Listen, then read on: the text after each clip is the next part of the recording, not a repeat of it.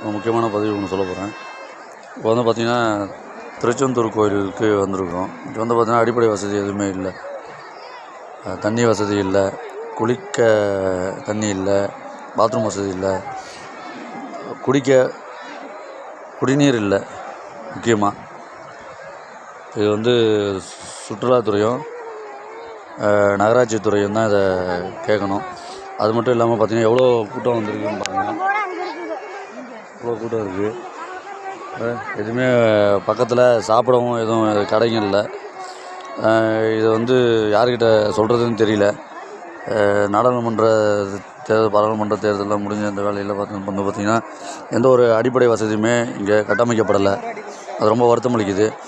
இது மாதிரி எதுவும் நடக்காமல் அடுத்த சித்ரா பௌர்ணமி இல்லை அடுத்த பௌர்ணமி அந்த மாதிரி வர நேரத்தில் எல்லாமே சரி செய்யணும்னு பொதுமக்கள் சார்பாக வேண்டி கேட்டுக்கொள்கிறேன். நன்றி, வணக்கம்.